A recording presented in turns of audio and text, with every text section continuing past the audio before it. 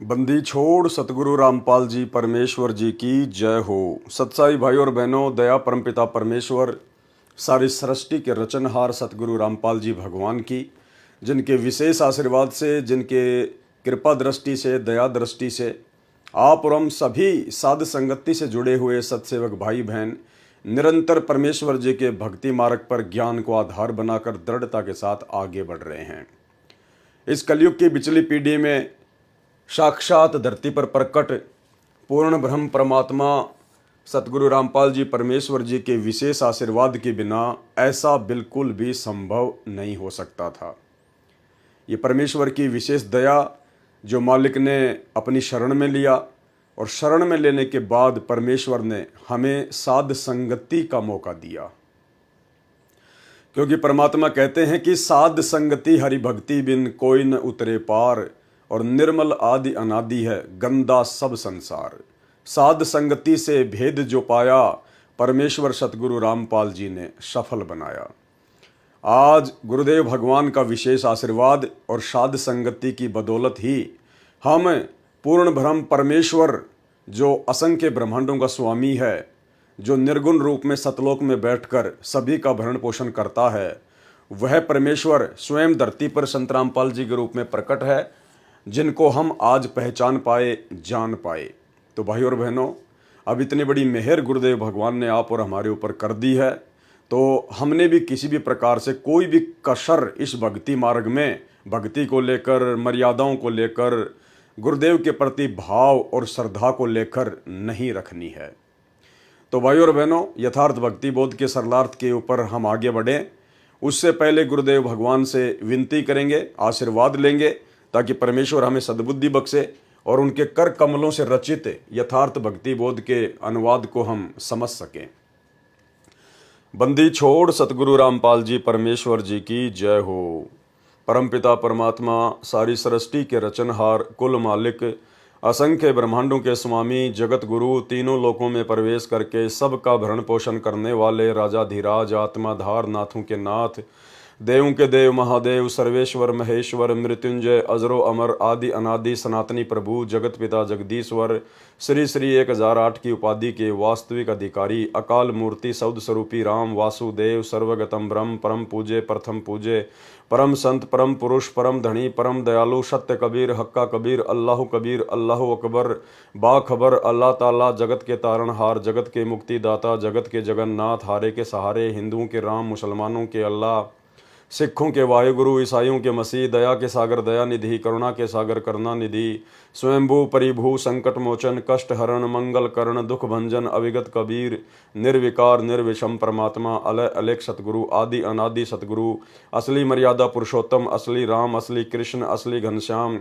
असली मुरारी, राजाओं के राजा, महाराजाओं के महाराजा, शहंशाहों के शहंशाह, सम्राटों के सम्राट, भगवानों के भगवान, अल्लाहों के अल्लाह, प्रभुओं के प्रभु, मसीहाओं के मसीह, सच्चे वाहिगुरु, बाबाओं के बाबा, पीरों के पीर, सेठों के सेठ, जगत सेठ, सावड़सा सेठ, सर्वगुण संपन्न, अनंत कोटि कलाओं के स्वामी, अनंत कोटि ब्रह्मांडों के नायक, योगियों में महायोगी, ध्यानियों में महाध्यानी, सिद्धों में परम सिद्ध, ज्ञानियों में तत्वज्ञानी, ब्रह्म ज्ञानी, महाज्ञानी, परम ज्ञानी, सर्वश्रेष्ठ ज्ञानी, विज्ञानी, युवा कबीर, समरथ कबीर, असमवात, अमित ओझा, सच्चे रहनुमा करीम अल्लाह, सुभान अल्लाह, दुनिया के अंतिम पैगंबर। 8 सितंबर 1951 से गांव धनाना, जिला सोनीपत, हरियाणा, भारतवर्ष की पावन भूमि पे प्रकट रियल कल की भगवान श्री नारायण साकार हरि श्री बाबा साहेब संत शिरोमणि सतगुरु रामपाल जी परमेश्वर जी के चरण कमल में साध संगति से जुड़े हुए देश विदेश से हम सभी सत्सेवक भाई बहनों का अनंत कोटि दंडवत प्रणाम। तो भाई और बहनों, यथार्थ भक्ति बोध के सरलार्थ में गुरुदेव भगवान के विशेष आशीर्वाद से, उनकी रजा से हम काफ़ी आगे पहुंच चुके हैं, और आज हम चर्चा करेंगे इन वाणियों के माध्यम से परमेश्वर के सतलोक के विषय में। सतलोक में परमेश्वर जी का कैसा रूप है, कैसी उनकी आभा है, और सतलोक में कैसे कैसे ठाट बाट हैं, सतलोक कितना विशाल है, सतलोक में कैसे कैसे आनंद हैं, ये सारा वर्णन आगे इन वाणियों में किया हुआ है। तो गुरुदेव भगवान के आशीर्वाद से, उनके कर कमलों से लिखित इस पुस्तक को पढ़ने मात्र से भी हम बहुत से पुण्य के भागी मिलते हैं। इसलिए हमने बहुत ही ध्यान से इन चीज़ों को पढ़ना चाहिए, देखना चाहिए, क्योंकि हम इस वीडियो को देखकर रात को सो जाएंगे, कोई बड़ी बात नहीं है, लेकिन भाई और बहनों, आत्मा को परमात्मा ने जितना रिचार्ज करना था, परमेश्वर ने उतना रिचार्ज उसको जो है वो कर दिया है। जैसे आपके मोबाइल में बैटरी होती है और आपने मोबाइल को चार्जिंग पे लगा दिया, आपका मोबाइल चार्ज हो गया 50%, और किसी कारण से आपका मोबाइल टूट गया, और जब आप बैटरी को निकालेंगे और दूसरे मोबाइल में डालेंगे तो बैटरी 50% ही चार्ज दिखाएगी। तो मोबाइल है शरीर और बैटरी है आत्मा। तो आत्मा को परमात्मा इस प्रकार से हर युग में धीरे धीरे धीरे धीरे रिचार्ज करते हुए, बहुत सारे हमारे को मानव शरीर देते हुए, उन मानव शरीरों के माध्यम से अपनी आत्मा को परमात्मा भक्ति से रिचार्ज करते करते करते करते यहाँ तक लेके आए हैं। और अब गुरुदेव भगवान के सत्संग सुनकर, उनसे आशीर्वाद लेकर, उनके मंत्र करके, उनकी आरतियां करके आत्मा निरंतर चार्ज होती रहती है। और बीच बीच में परमात्मा साध संगतियों के माध्यम से भी अपनी आत्मा को रिचार्ज करते रहते हैं। तो जितना हम परमेश्वर की महिमा को पढ़ेंगे सुनेंगे, उतनी ही आत्मा हमारी रिचार्ज होती चली जाएगी। तो अब हम आगे चलते हैं सरलार्थ पर। वाणी। काल इंद्री कुर्बान कादर अविगत मूर्ति खूब है, छत्र सवेत विशाल लोचन गलताना महबूब है। ये सतलोक में परमेश्वर जी की महिमा का वर्णन किया गया है। परमेश्वर को कालिंद्री कहा गया है। कालिंद्री का क्या अर्थ होता है? परमेश्वर कहते हैं, जिस प्रकार इस काल के 21 ब्रह्मांड में काल के आगे जितनी औकात एक इंद्र की होती है, उसी प्रकार सतलोक में यहाँ का जो ब्रह्म है, इस जैसे वहाँ पे करोड़ों इंद्र हैं, करोड़ों। यानी यहाँ 21 ब्रह्मांड में काल जितना शक्ति युक्त है, ऐसे ऐसे तो ना जाने अरबों खरबों शंखों इंद्र उस परमेश्वर के दरबार में उसकी शोभा बढ़ाते हैं। तो क्या कहा परमेश्वर ने? काल इंद्री कुर्बान कादर अवगत मूर्ति खूब है, और छत्र सवेत विशाल लोचन। परमेश्वर जी के शीश पर सवेत छत्र है, और जो सवेत छत्र गुरुदेव के सिंहासन के ऊपर है, उनके शीश के ऊपर है। सतलोक में एक सत्संग में गुरुदेव ने बताया कि इस पृथ्वी से भी कई गुना बड़ा वो छत्र सतलोक में परमात्मा के शीश के ऊपर है। सवेत छत्र विशाल लोचन, यानी परमेश्वर के विशाल नेत्र हैं, और गलताना महबूब है। काल इंद्री का अर्थ है कि परमेश्वर कबीर जी के लिए काल अर्थात 21 ब्रह्मांड के स्वामी ब्रह्म जैसे तो इंद्र जैसे हैं। जैसे काल लोक में एक ब्रह्मांड में एक इंद्र का लोक है, जिसके अधीन 33 करोड़ देवी देवता हैं। इंद्र उनका राजा है, जिस कारण से देवराज भी कहा जाता है। परंतु 21 ब्रह्मांडों का राजा है काल, परंतु ये जो ब्रह्म है ये 21 ब्रह्मांडों का राजा है। जैसे ब्रह्म की तुलना में इंद्र की महिमा कुछ भी नहीं है। इसी के आधार से संत गरीबदास जी ने परमेश्वर कबीर जी की उपमा की है कि उस कादिर अर्थात समर्थ परमात्मा की शक्ति महिमा के सामने काल ब्रह्म की महिमा उस इंद्र के समान है जो काल लोक में इंद्र बना है। इसलिए परमेश्वर को काल इंद्री अर्थात काल ब्रह्म जैसे, जिसके सामने इंद्र जैसे हैं, जैसे चार भुजा वाले को चतुर्भुजी कहते हैं, ऐसे ही परमेश्वर को कालिंद्री कहा जाता है। सतगुरु रामपाल जी परमेश्वर जी को अर्थात कबीर परमात्मा को कालिंद्री भी कहा जाता है। ऐसे कादिर यानी समर्थ परमात्मा पर मैं संत गरीबदास जी कुर्बान हूं। उस अविगत जिसकी गति अर्थात स्थिति से कोई परिचित न होने से उसे अविगत कहा जाता है। परमात्मा की मूर्ति अर्थात जीवित साकार तस्वीर खूब है, अर्थात वास्तव में परमेश्वर सुंदर शकल में है। वह परमात्मा विशाल लोचन अर्थात बड़ी बड़ी नेत्रों वाला है, मस्त महबूब है अर्थात आत्मा का प्रेमी है। जिस सिंहासन तख्त पर परमात्मा विराजमान है उसके ऊपर सफेद छत्र लगा है। जैसे राजा महाराजाओं के सिर पर छातानुमा चांदी या सोने का छत्र लगाया जाता था, उसी प्रकार परमेश्वर की स्थिति आंखों देखकर संत गरीबदास जी ने बताई है। वाणी। दिल अंदर दीदार दर्शन बाहर अंत ना जाइए, और काया माया कहाँ बपूरी तन मन शीस चढ़ाइए। सरलार्थ किया है परमात्मा ने। परमात्मा के दर्शन आप अपने हृदय में कर सकते हैं। दिल अंदर दीदार दर्शन, परमात्मा के दर्शन आप अपने हृदय में कर सकते हैं। भावार्थ है कि जिस समय आप सच्चे दिल से भक्ति करके परमात्मा को पुकारोगे तो आपको हृदय कमल में परमात्मा दर्शन देंगे। यानी परमेश्वर जी की भक्ति के लिए हमें कहीं भी भरमने और भटकने की आवश्यकता नहीं है। उस समय जब परमेश्वर सतगुरु रूप में हमें मिल जाएं और अपना यथार्थ ज्ञान दे दें और सत भक्ति मंत्र दे दें, उसके बाद उनकी अनुपस्थिति में, उनकी गैर हाजिरी में हमने उनके लिए या भक्ति के लिए कहीं भी भटकने की आवश्यकता नहीं है। जिस प्रकार वर्तमान में वही कबीर परमात्मा हमें सतगुरु रामपाल जी के रूप में प्राप्त हैं, मिल चुके हैं। इन्होंने हमें अपना अनमोल तत्व ज्ञान दे दिया, सत भक्ति मंत्र दे दिए और कुछ समय के लिए परमेश्वर अपने मिशन को एक दिशा देने के लिए, लीला करने के लिए हिसार जेल में बैठे हुए हैं। और वर्तमान में जो लोग गुरुदेव भगवान की गैर हाजिरी में जगह जगह आश्रमों में धक्के खा रहे हैं, भटक रहे हैं, सब कुछ उनके पास होने के बावजूद भी तो परमेश्वर कह रहे हैं कि दिल अंदर दीदार दर्शन बाहर अंत ना जाइए। अरे उस समय आश्रम में जाएंगे जब हमारे गुरुदेव भगवान साक्षात हिसार जेल से लीला पूरी करके बाहर आ जाएंगे, क्योंकि परमात्मा सर्व कमलों में भी विद्यमान है। जैसे किसी कमरे के द्वार पर किसी पात्र में जल रखा है और द्वार के ऊपर बल्ब या ट्यूब लगी है और दिन में जल रही है, उधर से सूर्य भी उदय है, तो उस पात्र में सूर्य तथा ट्यूब बल्ब दोनों का प्रतिबिंब दिखाई देता है। ट्यूब का प्रतिबिंब तो केवल कमरे में रखे पात्र के जल में दिखाई देता है, परंतु सूर्य का प्रतिबिंब बाहर व अंदर के सभी पात्रों में दिखाई देता है। इसलिए कहा है कि परमात्मा प्राप्ति के लिए शरीर से साधना करके दर्शन कर लो, कहीं अन्य स्थानों, तीर्थों आदि पर न जाइए। परमात्मा प्राप्ति के लिए शरीर तो क्या वस्तु है, सर्वस्व अर्पण कर दो।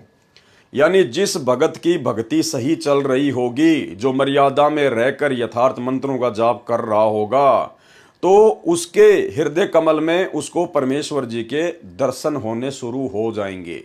यहाँ पर यह शंका ना हो आप और हमारे को कि भाई हम तो 10 साल से भक्ति कर रहे हैं, मेरे को 15 साल हो गई, मेरे को तो अभी तक किसी भी कमल में अपने गुरु जी के दर्शन ही नहीं हुए। भाई और बहनों, वर्तमान में गुरुदेव हमारे समक्ष प्रकट हैं, धरती पर प्रकट हैं और परमेश्वर ने ज्ञान से अपनी पहचान करवानी है। ये ज्ञान मार्ग चुना है परमात्मा ने, चमत्कारों का मार्ग नहीं चुना है। इसलिए साक्षात परमात्मा धरती पर प्रकट हैं और हमारे घरों पर गुरुदेव भगवान की जो फोटो है, जो तस्वीर है, वो उनके साक्षात ही दर्शन हैं। वो फोटोएं कोई फॉर्मेलिटी के लिए नहीं रखी हैं, क्योंकि वो फोटोएं परमेश्वर का वास्तविक रूप है, सतगुरुदेव भगवान का वास्तविक रूप है, सतलोकीय रूप है। इसलिए जब हम उन फोटो में दर्शन करते हैं तो गुरुदेव भगवान के ही दर्शन होते हैं। और जब परमेश्वर की मर्जी होगी तो उस समय परमात्मा हमारे को अपने हृदय कमल में, अपने दिल में भी दर्शन करवा देंगे। लेकिन फिलहाल हम लोग ज्ञान में बहुत कमज़ोर हैं, बहुत कमज़ोर हैं। अभी हमें बहुत समय लगेगा। अगर हमारे साथ अभी से ऐसा होने लग गया, हालांकि जो मंत्र हमें गुरुदेव भगवान ने दिए हैं, इन सत भक्ति मंत्रों के थोड़े से जाप से ही चमत्कार होने शुरू हो जाते हैं। लेकिन वर्तमान में आप और हम भक्तों की नादानी को देखकर, आध्यात्मिक कमजोरी को देखकर परमेश्वर जानबूझकर उन कमलों में, उन मंत्रों की साधना से हमारे को दर्शन नहीं दे रहे। अन्यथा हम लोग भ्रमित हो सकते हैं, अहंकार में आ सकते हैं। इसलिए परमेश्वर जी का ऑपरेशन है, परमेश्वर अपने हिसाब से ही उसको चलाएगा, ठीक करेगा। हमने उनकी रजा में राजी रहना है। हमें परमात्मा चाहे किसी भी कमल में दर्शन दे या ना दें, हम अपने गुरुदेव भगवान के दर्शन रोजाना करते हैं, उनकी तस्वीरों के माध्यम से करते हैं और सूक्ष्म रूप में मानसिक तौर पर परमेश्वर का चिंतन मनन करना भी उनके दर्शन ही करने में आता है। तो इस बात को लेकर हमारे मन में शंका नहीं होनी चाहिए। जब हम उस लायक हो जाएंगे तो परमेश्वर ऑटोमेटिक हमारे को हर जगह दर्शन देंगे। ये कमल तो छोड़िए, खुली आंखों से भी हमारे को हर जगह परमात्मा ही दिखाई देंगे। परमात्मा प्राप्ति के लिए शरीर से साधना करके दर्शन कर लो, कहीं अन्य स्थानों, तीर्थों आदि पर ना जाइए। परमात्मा प्राप्ति के लिए शरीर तो क्या वस्तु है, सर्वस्व अर्पण कर दो। वाणी अविगत आदि जुगादि जोगी, सत्य पुरुष ल्योलीन है, गगन मंडल गलतान गैबी, जात अजात बेदीन है। अविगत आदि जुगादि जोगी, ये परमेश्वर जी के बारे में लिखा हुआ है कि सत्य पुरुष परमात्मा गगन मंडल अर्थात आकाश में बने सतलोक में रहता है। गगन मंडल गलतान गैबी, सत्य पुरुष परमात्मा गगन मंडल अर्थात आकाश में बने सतलोक में रहता है। वह आदि से ही विद्यमान है, आदि जुगादि, आदि यानी सृष्टि की शुरुआत से वह आदि से ही विद्यमान है। वही सच्चा जोगी है अर्थात साधु बाबा है, तत्व ज्ञान देने के लिए पृथ्वी पर आता है। वाणी, सुख सागर रत्नागर निर्भय, निज मुखबानी गांव ही, जिन आकर अजोख निर्मल, दृष्टि मुष्टि नहीं आवही। परमेश्वर सुख रूपी रत्नों का आगार है यानी भंडार है। सुख सागर रत्नागर निर्भय यानी सतलोक में बैठा हुआ वो परमात्मा सुखों का रत्नागर है, भंडार है। वो परमात्मा निर्भय है, उसी को किसी का भय नहीं है, इसलिए सुख सागर कहा जाता है। वह वास्तव में निर्भय है और अपने निजी मुख कमल से तत्व ज्ञान की वाणी कविताओं, भजनों, चौपाइयों, दोहों को राग बनाकर गाता है। निज मुखबानी गांव ही यानी अपने मुख कमल से तत्व ज्ञान की वाणी कविताओं, भजनों, चौपाइयों, दोहों को राग बनाकर गाता है। उस परमात्मा का सूक्ष्म आकार है जिस कारण से चरम दृष्टि से नहीं दिखता।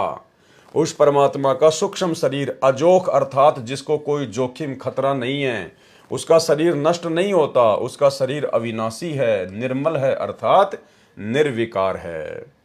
वाणी, झिलमिल नूर जहूर ज्योति, कोटि पदम उजियार है, उलट नैन बेसुन्ने बिस्तर, जहां तहां दीदार है। उस परमेश्वर के नूरी शरीर की महिमा की गई है यहाँ पर। उस परमेश्वर का शरीर झिलमिल झिलमिल करता है, झिलमिल नूर जहूर ज्योति, उस परमेश्वर का शरीर झिलमिल झिलमिल करता है। जैसे हम बचपन में देखा करते थे गांव में कि बहुत सारी माता बहनें अपने सर पर ऐसी चुंदड़ी ओढ़ा करती थी जिसमें बहुत सारे जो है वो सितारे लगे होते थे वाइट वाइट के, और जब वो चलती थी तो सूर्य के प्रकाश के कारण वो झिलमिल झिलमिल झिलमिल झिलमिल किया करते थे। या फिर दूसरा उदाहरण ऐसे लीजिए, जैसे आपसे काफ़ी दूर पर किसी पहाड़ पर बहुत सारे बल्ब जल रहे हों और रात्रि में वो दूरी पर जलने के कारण झिलमिल झिलमिल करते हैं। तो इस प्रकार से परमेश्वर के शरीर का जो नूर है, जो तेज है, जो आभा है, वो झिलमिल झिलमिल करती रहती है, बड़ी आनंददायक है।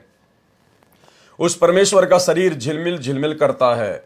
उसके नूर अर्थात प्रकाश का जहूर नजारा ज्योति इतनी है कि करोड़ पद्मों का प्रकाश है। जैसे श्री कृष्ण जी के पैर में पद्म था, उसका प्रकाश 100 वाट के बल्ब जितना था। परमात्मा के शरीर की ज्योति दूर से करोड़ों पद्मों जैसी दिखाई देती है।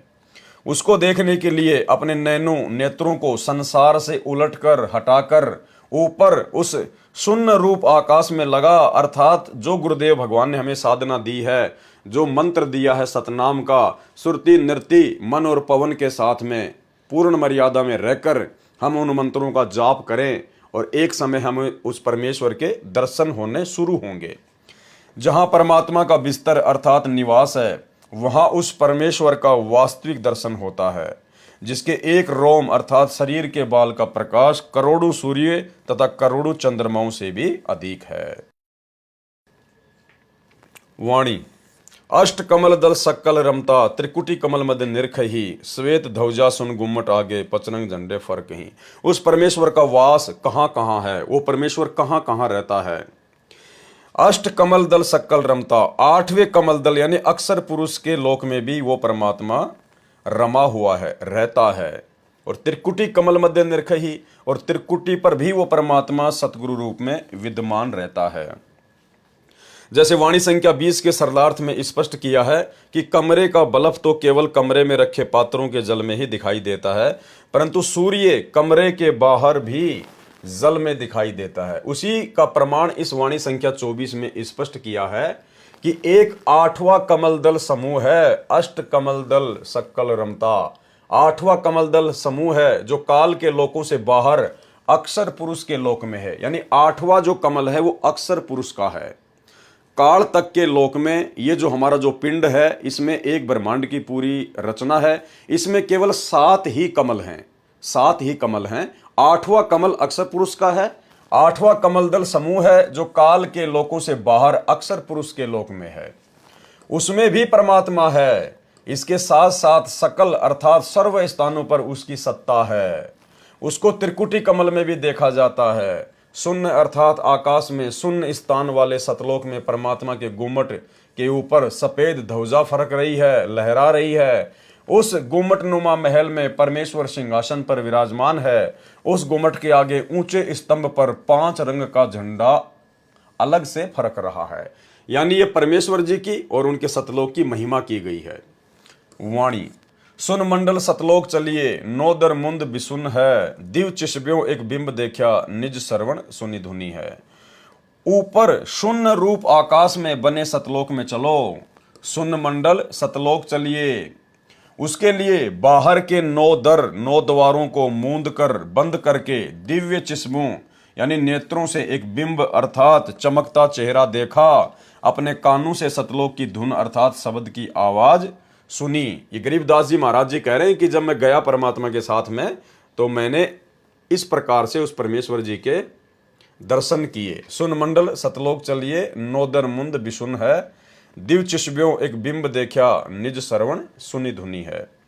वाणी चरण कमल में हंस रहते, बहुरंगी बरियाम है, सूक्ष्म मूर्ति श्याम सूरती, अचल अभंगी राम है। यानी आगे अब इन तमाम वाणियों में परमेश्वर का सतलोक में जो नूरी रूप है उसकी महिमा की गई है और परमेश्वर जी के सतलोक की महिमा की गई है।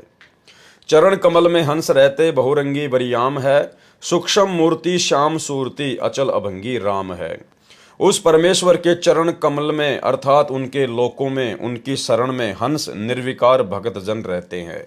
वह परमात्मा बहुत भांति से बरियाम अर्थात श्रेष्ठ है, महिमा करने के योग्य है। वह सूक्ष्म मूर्ति अर्थात स्वरूप में श्याम सूरती है। यहाँ पर श्याम सूरती का अर्थ है, जिसका अर्थ है कि शाम के समय सूर्य का प्रकाश धीमा रहता है। उसी प्रकार जब परमात्मा पृथ्वी लोक में आता है, जैसे आज वर्तमान में परमात्मा सतगुरु रूप में पृथ्वी पर आ चुके हैं, तो उनके शरीर का तेज हल्का रहता है। परमेश्वर अपने उस तेजोमय नूरी शरीर को श्याम सूरती यानी हल्का बनाकर वर्तमान में सतगुरु रूप में प्रकट हैं। इसलिए श्याम सूरती कहा है। वह परमात्मा अचल अर्थात कभी न चलने वाला, सदा रहने वाला, अभंगी जो कभी भंग न हो, कभी टूटे ना, अर्थात जिसका किसी समय में विनाश न हो, अर्थात अविनाशी राम है। वाणी 9 सुर बंद निशंक खेलो, 10वें दर मुख मूल है, और मालिन कूप अनूप सजनी, बिन बेली का फूल है।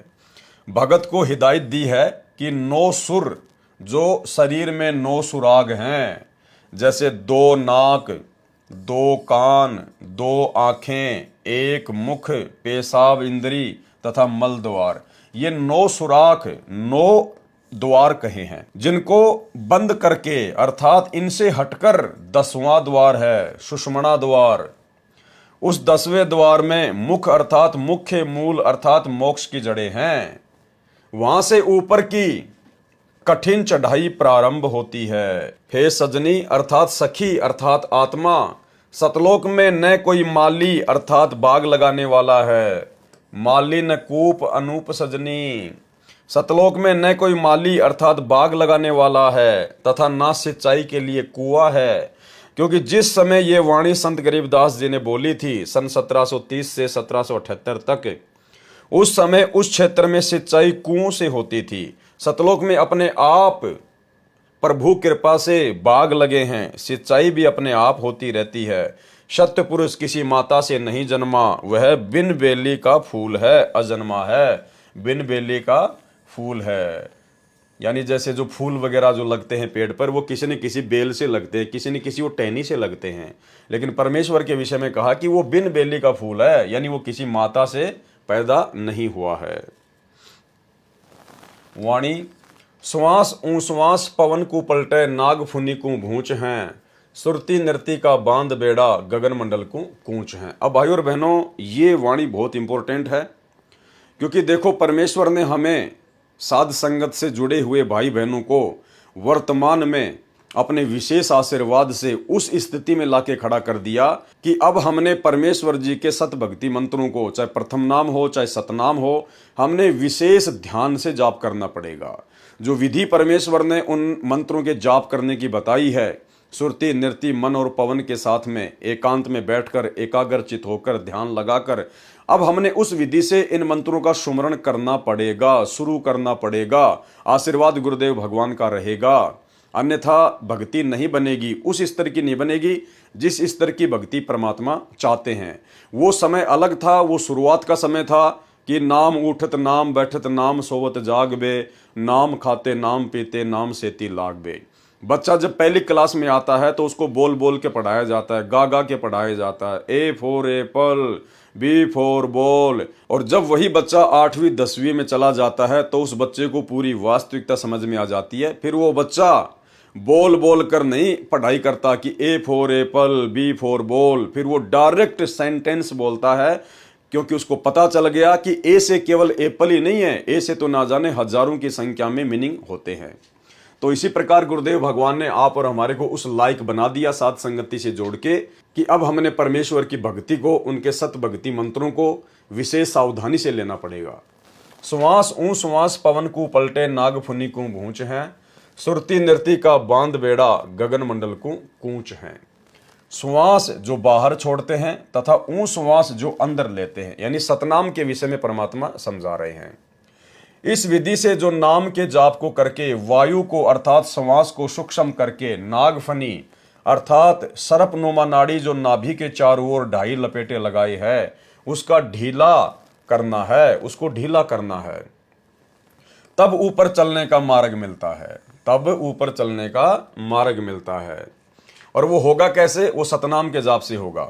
फिर सतनाम का श्वास से सुमरण करता है, आकाश में बने सतलोक की ओर प्रस्थान करना होता है। सुरती नृति का बेड़ा बांधने का अभिप्राय है। अब ये ध्यान से सुनना कि हमने इन मंत्रों को किस विधि से करना है और कितनी गहनता से लेना है। सुरती नृति का बेड़ा बांधने का अभिप्राय है कि सतनाम का जाप श्वास से मन तथा सुरती नृति का समूह बनाकर करने को बेड़ा बांधना कहा गया है। यानी सारे एलिमेंट हमने इन मंत्रों के ऊपर लगाने पड़ेंगे जो विधि गुरुदेव ने जिस मंत्र की बताई है, सुरती नृति मन पवन। पुराने समय में दरिया को पार करने के लिए सूखी लकड़ियों को इकट्ठा करके लगभग 20 फुट चौड़ा तथा 3 फुट मोटा बेड़ा बनाते थे, दरिया में डालकर उसके ऊपर बैठकर नदी को पार करते थे। उसी का उदाहरण देकर कहा है कि आत्मा भव सागर से पार होने के लिए सुरती नृति मन तथा पवन श्वास को इकट्ठा करके बेड़ा बांध ले। भावार्थ है कि सुमरण करते समय मन सुरती नृति और श्वास मंत्र के जाप पर लगी रहे, ऐसा सुमरण सफल होता है। क्या बताया परमात्मा ने? ऐसा सुमरण सफल होता है। मन कहीं गया, श्वास कहीं चल रही है, माला हाथ में चल रही है, ये सुमरण सफल नहीं होता। और ये कौन सी स्थिति है कि नाम उठत नाम बैठत नाम सोवत जागबे, नाम खाते नाम पीते नाम सेती लागबे। उस स्थिति में क्या होगा? मन कहीं गया, श्वास चल रहा है, माला हाथ में चल रही है, यह सुमरण सफल नहीं होगा। वो केवल भक्ति की शुरुआत तक ठीक था, जिस समय हमें संपूर्ण ज्ञान नहीं होता है, हम इस भक्ति से भगवान से इतने परिचित नहीं होते हैं। तो परमात्मा चाहते हैं कि ये जैसे भी खाता पीता उठता बैठता है, दौड़ता भागता मंत्रों को करता रहे, और जब ये आगे बढ़ेगा, सत्संग सुनेगा, ज्ञान होगा, तो एक दिन विधि से भी करेगा। तो भाई और बहनों, अब हमने परमेश्वर के द्वारा जो विधि बता दी गई है, सुरती नृति मन और पवन से एकाग्रचित होकर कुछ समय हमने परमेश्वर के सुमरण के लिए निकालना पड़ेगा। यानी विधिवत हमने जाप करने पड़ेंगे, अन्यथा बात नहीं बनेगी, कमाई हमारी नहीं बन पाएगी। परमेश्वर कबीर जी ने कहा है, कबीर माड़ा तो कर में फिरे और जीव फिरे मुख माही, और मनवा तो 10 दिशा फिरे, ये तो सुमरण नाही। वाणी सुन ले जोग बिजोग हंसा, शब्द महल को सिद्ध करो, ये गुरज्ञान विज्ञान वाणी, जीवित ही जग में मरो। अब ये वाणी भी बहुत ज़्यादा इंपॉर्टेंट है आप और हमारे लिए, सत्सेवकों के लिए, सुमरण को लेकर। सुन ले जोग बिजोग हंसा, यानी एक तो होता है सामान्य ज्ञान और एक होता है विशेष ज्ञान। जोग और बिजोग, शब्द महल को सिद्ध करो। ये जो शब्द महल जो परमेश्वर ने हमें दिया है भक्ति के लिए, इन मंत्रों का विधिवत जाप करके इसको सिद्ध करो। यो गुरु ज्ञान विज्ञान वाणी, जीवित ही जग में मरो। हे हंस, हे भगत, ध्यान से जोग अर्थात सामान्य साधना तथा बिजोग अर्थात विशेष साधना दोनों को सुन। इनमें शब्द अर्थात नाम महल अर्थात संपूर्ण मंत्रों के समूह को सिद्ध करो। भावार्थ है कि मन को सांसारिक विषय विकारों से हटाकर नाम सुमरण पर लगाकर अभ्यास करके साध ले, मन का स्वभाव बदल ले। यानी भाई और बहनों, कहने का सीधा सा मतलब ये है कि यदि हमें ये ज्ञान समझ में आ गया हो और ये समझ में आ गया हो कि ये मनुष्य जन्म बड़ी मुश्किल से मिलता है और परमेश्वर की भक्ति के लिए मिलता है, और आज मेरा सौभाग्य है कि मनुष्य जन्म भी है और भक्ति करवाने वाला परमात्मा भी धरती पर प्रकट है, और ये थोड़ा सा जीवन है, ना जाने कब इसका एंड हो जाए, कोई भरोसा नहीं है। तो ऐसी स्थिति में फिर भगत को तन मन धन से, मन कर्म वचन से, दिलो जान से केवल भक्ति के प्रति ही समर्पित होना है। उसको अपना 90% समय केवल परमेश्वर की भक्ति में लगाना चाहिए, 10% केवल अपनी रोजी रोटी के लिए, और रोजी रोटी भी परमेश्वर के आशीर्वाद से मिलेगी, उनकी रजा से मिलेगी। अगर भक्ति करेंगे तो परमेश्वर उसमें कोई बाधा उत्पन्न नहीं होने देगा। जिस परमेश्वर ने करने के लिए भजन दे दिया तो भोजन के लिए परमात्मा भूखा नहीं मारेगा, भोजन की व्यवस्था तो परमात्मा पहले करेगा। तो हमने ज़्यादा से ज़्यादा समय परमेश्वर की भक्ति के लिए निकालना चाहिए। और जितने भी हमारे सांसारिक काम धंधे हैं जो हमने फैला रखे हैं, यो गुरु ज्ञान विज्ञान वाणी, जीवित ही जग में मरो, यानी हमने जितने भी सांसारिक काम धंधे जो फैला रखे हैं 2 पैसे के लालच में, और आगे से आगे हम उनको बढ़ाते जा रहे हैं। एक फैक्ट्री लग गई, दूसरी की तैयारी हो रही है, एक ऑफिस खोल लिया, दूसरी ब्रांच की ओर तैयारी हो रही है। तो भाई और बहनों, अब हमने इन आदतों से पीछे हटना पड़ेगा। ये काल की बीमारी है, हमने इन चीजों से पीछे हटना पड़ेगा, अपने काम धंधे को धीरे धीरे समेटना पड़ेगा।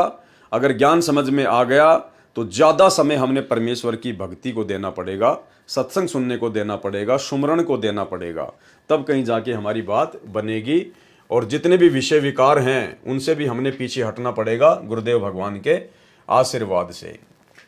इनमें शब्द अर्थात नाम महल अर्थात संपूर्ण मंत्रों के समूह को सिद्ध करो। भावार्थ है कि मन को सांसारिक विषय विकारों से हटाकर नाम सुमरण पर लगाकर अभ्यास करके साध ले, मन का स्वभाव बदल ले। ये है गुरु ज्ञान और विज्ञान अर्थात तत्व ज्ञान की वाणी अर्थात वचन, और जीवित ही जग में मर ले। जीवित जग में मरने का भाव है कि मन की कल्पनाओं को रोककर इच्छाओं का दमन कर। मन की कल्पनाओं को रोककर, मन तो आपको हमेशा आगे से आगे बढ़ाएगा।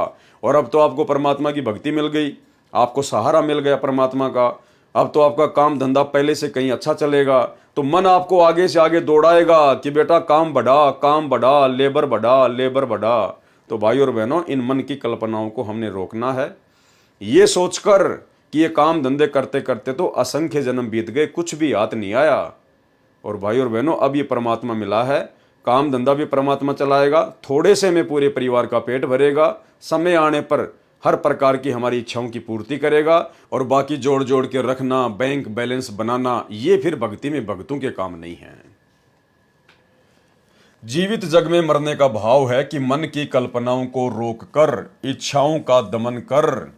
जैसे व्यक्ति की अचानक मृत्यु हो जाती है, उसके मन की सारी योजना फेल हो जाती है। साधक पहले से ही यह धारणा बनाकर संसार में निर्वाह करता है, लंबी चौड़ी योजनाएं न बनाकर इच्छाओं को सीमित रखता है। यानी भगत के परमात्मा ने लक्षण बताए हैं कि लंबी चौड़ी योजनाएं न बनाकर इच्छाओं को सीमित रखता है।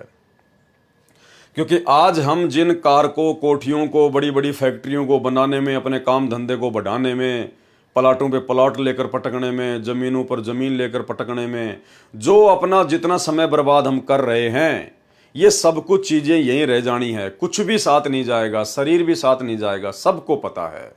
लेकिन जब गुरु का ज्ञान हो जाए तो फिर हमने इन चीज़ों पर कंट्रोल रखना सीखना होगा, हमने कंट्रोल करना पड़ेगा इनके ऊपर, अन्यथा हमारा अधिकांश समय इन्हीं मन की कल्पनाओं में व्यर्थ हो जाएगा। लंबी चौड़ी योजनाएं न बनाकर इच्छाओं को सीमित रखता है, वह यह विचार करके सत्संग में जाता है कि मान ले मेरी आज मृत्यु हो जाती तो भी घर ऑफिस कार्यालय का कार्य नहीं कर सकते थे, इसलिए मान ले हमारी मृत्यु हो गई, हम चले सत्संग में, 3-4 दिन के लिए जीवित मर गए। विचार करें, मृत्यु तो किसी की भी कभी भी हो सकती है, तब भी कार्य से सब्र करना पड़ता है। सर्व कार्य सदा के लिए छूट जाता है, वह हानि भी हो जाती है जो मरने वाले की कमाई मेहनत व्यापार न करने से होनी है। उसकी क्षतिपूर्ति कभी नहीं हो सकती। जो भगत जीवित मरकर सत्संग में 3-4 दिन के लिए गया था, उसके अभाव में 3-4 दिन में जो व्यवसाय में हानि होनी थी, उसकी क्षतिपूर्ति तो वह फिर से कर सकता है, क्योंकि वह परमानेंट नहीं मरा है, वह तो जीवित मरा है। वैसे तो भक्तों के सत्संग में जाने से कभी हानि नहीं होती, लाभ ही होता है। इसको कहते हैं जीवित मरना। संत गरीबदास जी ने कहा है कि गुरुजी द्वारा बताए ज्ञान तथा तत्व ज्ञान का सारांश ये है कि यदि भक्ति करना तथा मोक्ष पाना चाहता है तो जीवित मर ले, यानी उपरोक्त सारी चीजों को अपने जीवन में धारण कर ले, मन की कल्पनाओं को शांत कर, रोक, विषय वासनाओं से विषय विकारों से अपने आप को हटा और एक प्रकार से जीवित मर के परमात्मा की भक्ति कर कि सोचो मैं तो मर गया, अब ना कोई काम, ना कोई धंधा, ना कोई रिश्तेदारी, ना कोई बोलने वाला। इस भाव से हमने परमेश्वर जी की भक्ति को महत्व देना है और परमात्मा फिर अपने भगत के काम बिगड़ने नहीं देता है। वाणी, उज्ज्वल हिरंबर श्वेत भोरा, अक्षय व्रत सतबाग है, जीतो काल विशाल सोहम तर तीवर बैराग है। अब भाइयों और बहनों, ये जो आदरणीय गरीबदास जी महाराज जी की वाणियां हैं, ये गूढ़ ज्ञान है, इनमें बहुत सारी भाषाओं के शब्दों का समावेश है और ये वाणियां एक कैप्सूल रूप में है, यानी कैप्सूल के अंदर एक बीमारी का समाधान छुपा होता है। तो ये एक बार के कोई देखने से या पढ़ने से आप और हमारी समझ में नहीं आएंगी। कोई ये सोचे कि भाई हम तो पढ़ रहे हैं, हमारी समझ में नहीं आ रही ये वाणियां, तो ये मुझे भी कोई एक बार कोई पढ़ने से या देखने से समझ में नहीं आ रही हैं, लेकिन आत्मा चार्ज हो रही है, आत्मा अंदर से इस ज्ञान को स्वीकार जो है वो कर रही है। और धीरे धीरे जब हम इन वीडियो को बार बार देखेंगे, परमेश्वर की इस पुस्तक को जब कभी हम पढ़ेंगे, कभी हम गुरुदेव के सत्संग सुनेंगे, इन वाणियों का जिक्र आएगा, क्योंकि आने वाले समय में परमात्मा गरीबदास जी की वाणियों पर ही सत्संग करेंगे। बाकी ब्रह्मा विष्णु महेश का बाप कौन है, उसकी माँ कौन है, दुर्गा का पति कौन है, ये परमात्मा ने बता दिया। जो बताना था वो डीवीडी भर चुकी हैं, मेमोरी कार्ड भर चुके हैं, सत्संग यूट्यूब पर पड़े हैं, जिसको वो प्रमाण देखने वहां जाकर देखो। आने वाले समय में परमात्मा केवल वाणियों का ही खुलासा करेंगे, तो फिर हमें ये वाणियां भी धीरे धीरे समझ में आने लगेंगी। इसलिए यदि किसी भाई के मन में इस प्रकार का भाव उठ रहा हो कि मेरे तो कुछ समझ में नहीं आ रहा, मेरे तो कुछ जो है पल्ले नहीं पड़ रहा, भाई ये पल्ले एक बार में नहीं पड़ती हैं, इनको पल्ले लगाने के लिए बहुत सारा समय देना पड़ता है, इनको बार बार इनको पढ़ना पड़ेगा, परमात्मा के सत्संगों को ध्यान से सुनना पड़ेगा। इसलिए आप केवल इनको पढ़ते जाइए, देखते जाइए, आत्मा को उसकी खुराक मिलती जा रही है और बाकी धीरे धीरे समझ में आने लग जाएंगी। उज्ज्वल हिरंबर श्वेत भोरा, अक्षय व्रत सतबाग है, जीतो काल विशाल सोहम तर तीवर बैराग है। सतलोक को अक्षय वृक्ष सतबाग कहा है, श्वेत भोरा आत्मा को कहा है, क्योंकि सतलोक एक अविनाशी स्थान है। भगत काल लोक में मैले विचारों वाला काला भंवरे जैसा हो चुका है। ये भगत उत्तम कर्म करके, सत्य साधना करके उज्जवल सफेद हंस बनकर जाता है, अर्थात पवित्र होकर सतलोक में जाता है। उसके लिए बताया है कि सोहम आदि आदि जो भक्ति के संपूर्ण मंत्र हैं, उनको तरतीवार प्राप्त करके तरतीवर बैराग है। तरतीवर का मतलब होता है तरतीवार, कर्म अनुसार। जैसे परमात्मा 3 क्रम में हमारे को नाम दीक्षा देते हैं, उसको कहते हैं तरतीवार। उसको तरतीवार प्राप्त करके, जैसे पहली बार दीक्षा में 7 मंत्र दिए जाते हैं, दूसरी बार में सतनाम की दीक्षा दी जाती है, फिर तीसरी बार में सारनाम देकर दीक्षा क्रम पूरा किया जाता है। इसको तरतीवार बैराग धारण करना कहते हैं।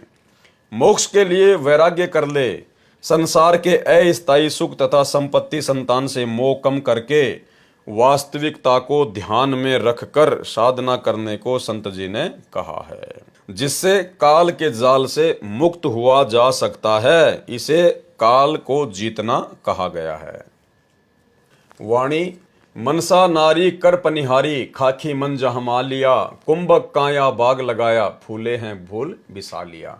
यानी मनसा का मतलब परमात्मा ने बताया हमारी इच्छाएं, फालतू की ये कल्पनाएं जो मन पैदा करता है, तो हम इनको कैसे सेट करें, तो उसके लिए परमात्मा ने बताया मनसा नारी कर पनिहारी।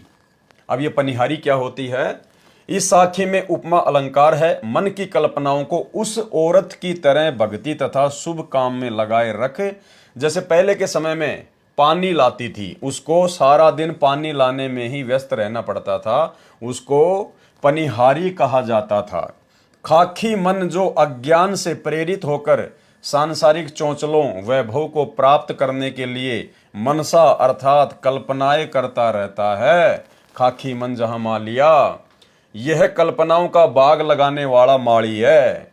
खाखी मन, ये जो मन है, जो काल है, ये क्या है? एक प्रकार से माली है। ये इस मन को यहाँ की खाकी थोथी जो कल्पनाएं हैं उनके अंदर लगाए रखता है। मकान बना ले, गाड़ी ले आ, वो प्लाट सस्ता मिल रहा है वो ले ले। तो परमात्मा कहते हैं इसको कैसे शांत करना है, कैसे रोकना है। यह कल्पनाओं का बाग लगाने वाला माली है ये मन।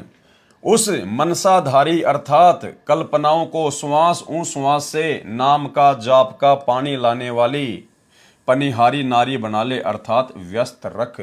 जैसे वो औरत सारा दिन पानी लाने ले जाने में लगी रहती थी, वो पनिहारी। इसी प्रकार से जो मंत्र आप और हमें दे दिया है सतनाम या प्रथम नाम, तो परमात्मा कहते हैं इसको श्वास श्वास या जो विधि गुरुदेव ने जिस मंत्र की बताई है उसको लगाए रख, ताकि वो मन जो है व्यस्त रहे और फालतू की जो ये कल्पनाएं होती हैं ये उसको सोचने का मौका ना मिले। कुंभक काया अर्थात श्वास के सुमरण से मानव शरीर में भक्ति का बाग लगा लिया है। कुंभक काया बाग लगाया, उस भक्ति बाग में फिर मोक्ष रूपी फूल खिलते हैं जो विशाल अर्थात बहुत बड़ा लाभ जीव को होता है। कुंभक काया बाग लगाया, फूले हैं फूल बिसा लिया। वाणी कच्छ मच्छ कूरम्ब धोलम, शेष सहस फुन गाँव ही, नारद मुनि से रटे निज दिन, ब्रह्मा पार न पावही। पौराणिक लोग मानते हैं कि मत्स्य अवतार, कच्छप अवतार तथा कूरम्ब, धोल, शेषनाग ये सभी सृष्टि को सहारा दिए हुए हैं। संत गरीबदास जी ने इन पौराणिक धारणाओं का खंडन किया है। पारख के अंग में कहा है कि गरीब कूरम्ब ऊपर शेष है, शेष शीश पर धोल, धोल दरनी ले रहा, यह पड़ी ज्ञान की रोल। पौराणिक व्यक्तियों की धारणा है कि सृष्टि इस प्रकार ठहरी है। कूरम्ब यानी कछुए के ऊपर शेषनाग बैठा है, शेषनाग के सिर पर धोल अर्थात बैल खड़ा है, बैल ने अपने सींग पर पृथ्वी उठा रखी है। संत गरीबदास जी ने कहा है कि यह तो ज्ञान में रोल अर्थात भूल भुलैया लगी है। वाणी में खंडन किया है, गरीब कूरम्ब किसके आसरे और कौन शरण है शेष, बटक बीज विस्तार है समझे ज्ञान नरेश। गरीब अनंत कोटि ब्रह्मांड का एक रति नहीं भार, सतगुरु पुरुष कबीर है कुल के सिरजन हार। प्रथम वाणी की प्रथम पंक्ति में प्रसन्न किया है तथा प्रथम वाणी की दूसरी पंक्ति तथा दूसरी वाणी में उत्तर दिया है कि आप कहते हो कि कूरम्ब के ऊपर शेष है, तो कूरम्ब किसके सहारे रुका हुआ है? जब कूरम्ब को कहीं से सहारा नहीं तो शेष किसकी शरण में है, अर्थात शेष नाग को किसने रोका है? उत्तर दिया है कि यह सर्व रचना ऐसे है जैसे बटक यानी बड़ अर्थात वट वृक्ष की उत्पत्ति राई जैसे दाने अर्थात वट के बीज से होती है, फिर वह आगे आगे बढ़ता और फैलता चला जाता है। इसका रहस्य कोई ज्ञान नरेश अर्थात महाज्ञानी तत्वदर्शी संत ही जानता है। वास्तव में असंख्य ब्रह्मांडों के सृजनहार परमेश्वर कबीर जी ही हैं और सतगुरु रूप में प्रकट होकर उन्होंने ये ज्ञान स्वयं ही बताया है। अनंत ब्रह्मांडों को एक दूसरे से आकृति आकर्षित करके रोका है, यह परमात्मा की शक्ति से ही। गुरुत्व व आकर्षण सर्व ग्रहों तथा ब्रह्मांडों में कार्य कर रहा है। परमेश्वर ने सर्व संसार की रचना करके अपनी शक्ति से चला रखा है। जैसे वैज्ञानिकों ने रॉकेट बनाकर प्लूटो ग्रह पर भेजा है, जो 9 वर्ष तक चलकर उसकी कक्षा में चक्कर लगा रहा है। इसी प्रकार परमात्मा कबीर जी ने सर्व ब्रह्मांडों की संरचना ऐसे की है कि ये अपने आप चल रहे हैं तथा चक्कर लगा रहे हैं। इनका समय निर्धारित कर रखा है, तब तक ये चलते रहेंगे। परमेश्वर पर इनका कोई भार नहीं है। जैसे कि मानव ने हवाई जहाज बना रखा है जो आकाश में उड़ता है, मानव उसके ऊपर सवार है। इसी प्रकार परमेश्वर ने सर्व ब्रह्मांडों की रचना करके चला रखा है, उड़ा रखा है तथा स्वयं भी उसी पर बैठे हैं। वाणी संख्या 32 ब्रह्म वेदी का सरलार्थ चल रहा है। उसी प्रसंग पर आता हूं। आपके अनुसार माने तो जिन कच्छ, मच्छ, कूरम, धौल तथा शेषनाग को आप इतने शक्तिशाली मानते हो, तो वे भी किसी अन्य समर्थ की भक्ति कर रहे हैं, परंतु सर्व प्राणी शास्त्र विधि त्याग कर मनमाना आचरण कर रहे हैं, जिस कारण से सफलता नहीं मिल रही। शेषनाग के 1000 मुख हैं और प्रत्येक मुख में 2-2 जीभ हैं। शेषनाग भी नाम जाप करता है, उसको भी आज तक परमात्मा की महिमा का ज्ञान नहीं। उसको परमात्मा का पार अर्थात मोक्ष स्थान नहीं मिला है। इसके अतिरिक्त शास्त्र विधि विरुद्ध साधना नारद जी जैसे ऋषि भी नाम की रटना लगाते हैं, वे भी असफल रहे। उनके पिता श्री ब्रह्मा जी को भी परमात्मा का पार नहीं पाया, मोक्ष की प्राप्ति नहीं हुई। वाणी शंभु जोग बिजोग साध्या अचल अडिग समाध है, अविगत की गति नाही जानी लीला अगम अगाध है। शंभु यानी शंकर जी। श्री शंकर जी ने जोग अर्थात सामान्य साधना द्वारा तथा परमेश्वर जी के केवल सोहम नाम प्राप्त करके उसको विजोग अर्थात विशेष साधना मानकर अचल अडिग अर्थात लंबे समय तक निश्चलता से समाधि लगाई, परंतु अविगत अर्थात पूर्ण परमात्मा की गति यानी स्थिति नहीं जान सके। शंभु जोग बिजोग साध्या अचल अडिग समाध है, क्योंकि उस परमेश्वर की लीला अगम अगाध यानी सबसे भिन्न है, आगे की है। अविगत की गति नाही जानी लीला अगम अगाध है। वाणी सनकादिक और सिद्ध 84 ध्यान धरत है तास का, 24 अवतार जपत हैं परमहंस प्रकाश का। सनकादिक अर्थात सनक, सनंदन, संत, कुमार, ये 4 ब्रह्मा जी के मानस पुत्र हैं, जिन्होंने वरदान प्राप्त कर रखा है कि हमारी आयु जितनी है, हमारा शरीर 5 वर्ष के बालक जैसा रहे, हम ना जवान हो और ना बूढ़े हों। वे अपनी उम्र भर 5 वर्ष के रहेंगे। इनको भी अध्यात्म ज्ञान में विद्वान माना जाता है, परंतु तत्व ज्ञान के अभाव से ये सनकादिक तथा 84 सिद्ध परमात्मा का ध्यान धरते हैं। कहते हैं कि हम पूर्ण परमात्मा की भक्ति करते हैं, और 24 अवतार माने गए हैं, वे भी पूर्ण परमात्मा की भक्ति करने का दावा करते हैं और कहते हैं कि परमात्मा का प्रकाश देखते हैं। परमात्मा परमहंस तो निराकार है, ये सब भ्रमित साधना करके काल जाल में ही फंसे हैं। यानी भाई और बहनों, आप और हम सभी भाई बहनों का जिन्होंने परमेश्वर की शरण प्राप्त कर ली है सतगुरु रामपाल जी की, आप और हमारा कितना बड़ा सौभाग्य है कि ये इतने बड़े बड़े सिद्ध महर्षि ब्रह्मा विष्णु महेश देवी देवता, इनको भी परमात्मा की महिमा का ज्ञान नहीं है, इनको भी ये तत्व ज्ञान नहीं है, इनको भी मोक्ष मार्ग नहीं है। ये भी आने वाले समय में 84 लाख योनियों में मां कष्ट उठाएंगे। तो आप और हमने किस कदर अपने गुरुदेव भगवान के ऊपर कुर्बान हो जाना है। परमेश्वर ये समझाना चाहते हैं कि तुम्हारा कितना बड़ा सौभाग्य है कि जो वस्तु उन महिमावान लोगों को नहीं मिली जो इस सृष्टि के आधार हैं 21 ब्रह्मांड के, और तुम्हें वो परमात्मा आज सहज में मिल गया। इसलिए उस परमेश्वर की कदर कीजिए। 87, 88 और 33 सूरज चंद चिराग है, धर अंबर धरनी धर रटते अवगत अचल विहाग है। 88,000 ऋषि तथा 33 करोड़ देवता तो सूरज तथा चंद्र की तरह हैं। जैसे देवताओं को सूरज जानो और ऋषि रूपी चांद से अधिक उज्जवल हैं। धर जो काल के अवतारधारी हैं, वे धरती पर तथा आकाश में अन्य द्वीपों में जाकर शास्त्र विरुद्ध नामों को रटते हैं। वह अविगत अर्थात परमेश्वर अचल विहाग यानी यथावत स्थिर है, उसकी भक्ति विधि में कोई परिवर्तन नहीं है। तत्व ज्ञान के अभाव में मनमाना आचरण करके साधक बने हैं, सब काल जाल में ही हैं। वाणी सुर नर मुनिजन सिद्ध और साधिक पार ब्रह्म को रटत हैं, घर घर मंगलाचार चोरी ज्ञान योग जहां बटत हैं। सर्व देवता तथा ऋषिजन भ्रमवश मान रहे हैं कि हम पार ब्रह्म अर्थात पूर्ण परमात्मा की भक्ति कर रहे हैं। घर घर में मंगलाचार अर्थात शुभ कामनाएं देते हैं और ज्ञान भी सुनाते हैं जो अधूरा ज्ञान है। वाणी चित्रगुप्त धर्मराय गावे आदि माया ओंकार है, कोटि सरस्वती लाभ करत है, ऐसा पार ब्रह्म दरबार है। यानी इस वाणी में सतलोक की महिमा की गई है। चित्र तथा गुप्त तथा धर्मराज भी ओंकार अर्थात काल का जाप करके उसकी आदि माया जाल में उलझे हैं। काल लोक में शारदा अर्थात सरस्वती जो ब्रह्मा जी की पुत्री है, उसकी आवाज अत्यंत सुरीली बताते हैं।